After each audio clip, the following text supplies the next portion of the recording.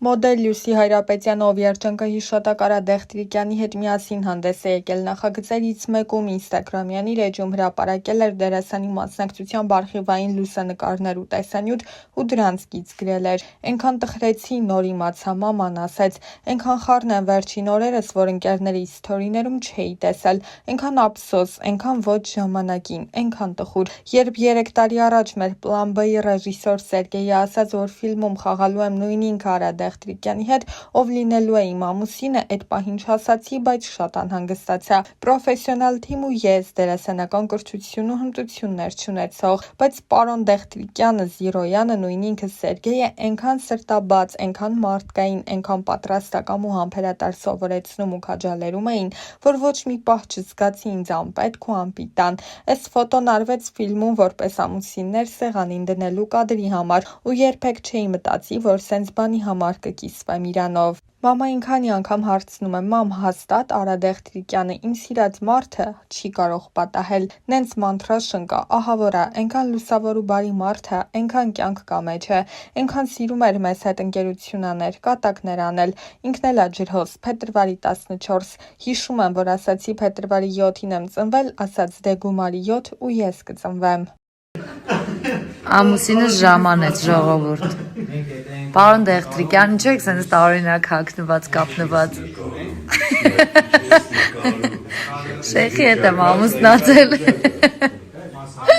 Նշենք, որ տարիներ առաջ իր տված հարցազրույցներում դերասանը նշել էր. «Կարծում եմ անունս վատ չի ազդել ճակատագրիս վրա, դրական է անդրադարձել իմ կյանքի վրա, ես գոհ եմ իմ անունից, հարմարված եմ դրա հետ, ընկերներս էլ են սիրում այն, չեմ սիրում թափթփվածություն են ձգտում եմ, որ շուրջս ամեն բան հավաք, տեղը տեղին լինի, օրինակ հյուրախաղերի ժամանակ էլ երբ տանից հեռու եմ լինում, կարգ ու կանոն եմ հաստատում շուրջս, երևի թզբեհներ եմ շատ օգտագործում, արդեն վաղուց ունեմ մեծ հավաքածու, որը իրենց նվերներով համալրել են նաև մի շարք հայտնի ճանաչված անձինք, օրինակ տանը հեռուստացույց դիտելիս միշտ ձեռքից թզբեհ է լինում, մի քիչ պապիկական սովորություն է, իմ սիրելի արտիստները շատ են, օրինակ միշտ հիացած եմ եղել Ավետ Ավետիսյանով, նա մեծագույն հոյակապ դերասան է, ինձ համար շատ սիրելի են Խորեն Աբրահամյանը, Մհեր Մկրտչյանը, արտասահմանցիներից Ալ Պաչինոն, Ջեք Նիկոլսոնը։ Ես միշտ սիրով շեշտել եմ, որ իմ ստեղծագործական կյանքում մեծ դերակատարություն է ունեցել առաջին ուսուցիչս երջանկահիշատակ բեմադրիչ Զավեն Տատինցյանը,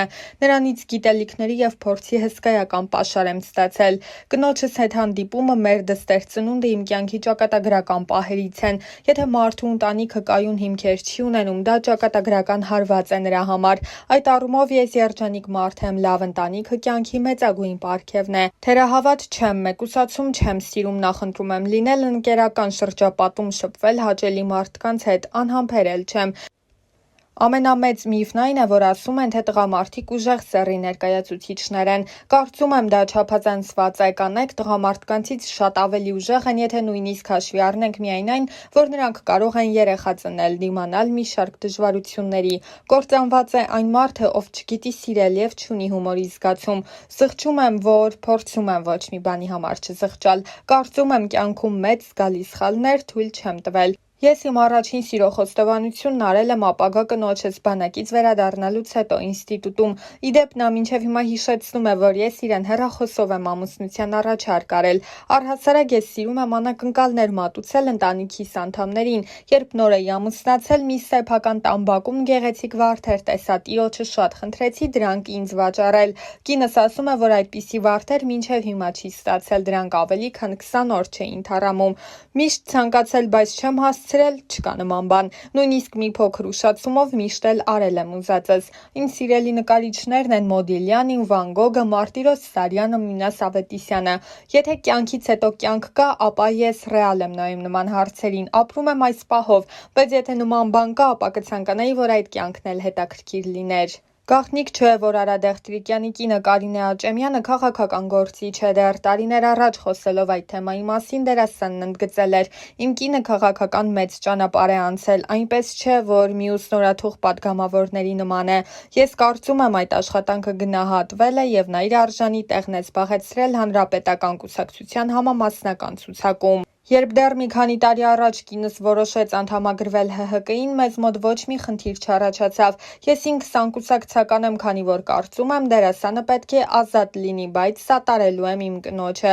Առաջին լրատվականի այն հարցին, թե դժվար չէ արդյոք դերասան լինելով հանդերձ լինել նաև падգամավորի ամուսին, նա պատասխանել էր. Падգամավորի ամուսին լինելը դժվար չէ։ Իհարկե լինում են ինչ-ինչ հարցեր, որոնց շուրջ մենք տարբեր տեսակետներ ենք հայտնում, բայց երբեք վեճեր կամ խնդիրներ չեն առաջացել։ Մեր աղջիկը եւս այս հարցին նորմալ է վերաբերում։ Ես կցանկանայի, որ քաղաքականությամբ զբաղվող մարդիկ անցնեն քաղաքական ճանապարհ։ Եթե մարդկանց թվում է, որ ԱԺ-ում հայտնվելը միայն կոճակ սեղմելն է, շատ են սխալվում։ Դեռ 2015 թվականին, երբ ցուցարարները փակել էին Բաղրամյան պողոտան, դերասանն ընդգծել էր. «Ձեր ասած շոու բիզնեսի ներկայացուցիչներն իմ համար այնքան էլ ներկայացուցիչներ չեն։ Ես երեկոյան տանից դուրս եմ գալիս, նայում եմ, տեսնում եմ, շփվում մարդկանց հետ։ Իհարկե լավ չէ, որ հոսանքը թանկանում է, հատկապես սոցիալապես անապահով խավի համար։ Նորմալ է, որ մարդիկ իրենց խոսքը բարձրացնում են, բայց դա պետք է լինի նորմալ, առանց օրենքի խախտման, միջադեպերի։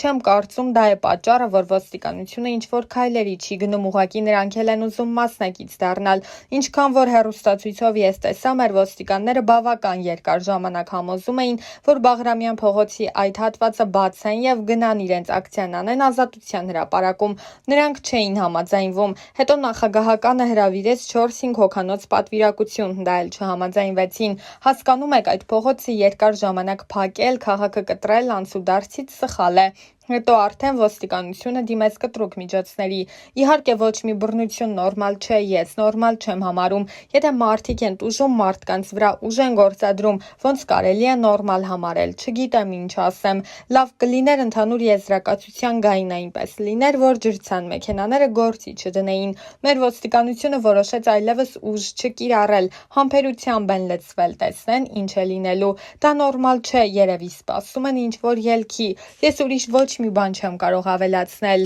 Կարևորը, որ հավաքվածները խուժան մասան չէ, կիրթ երիտասարդներ են, թափթփուկներ չեն, մարդիկ են, ովքեր իրենց բողոքի ձայնն են բարձրացրել։ Իմ առաջին հիշողությունների հերոսները ծնողներս են։ Անհնար է անտարբեր անցնել մարդկանց կողքով, որոնք առհասարակ անտարբերությունը լավ բան չէ։ Մարդկանց պետք է վերաբերվել այնպես, ինչպես թելադրում է սիրտդ։ Միշտ պետք է լինել ազնիվ, պարկեշտ։ Երևի հնացած բաներ եմ ասում։ Սրանք կարևորագույն որակներ են, որոնցով մարդ պետք է առաջնորդվի։ Այն ամենը, ինչին հասել եմ իմ աշխատասիրության, նվիրվածության, երևի ինձ տրված շնորհի շնորհիվ է։ Մասնագիտական առումով միշտ փորձել եմ հղկվել, հասնել պրոֆեսիոնալ բարձր մակարդակի։ Պետք չէ հավատալ մարդկանց, որոնք գիտակից adekvat չեն։ Այն մարդկանց կարծիքն եմ հաշվի առնում, որոնց մարդկային տեսակը բարձր եմ համարում։ Չգիտեմ, դա պետք է մտերիմներիս հարցնել, թե արդյոք ունեմ բնավորության մի գիծ, որի համար մտերիմները միշտ ինձ մեղադրում են։ Իմ համառությունը կարող է հաղթել, բայց ճիշտն ասած ես այդքան էլ համառ չեմ։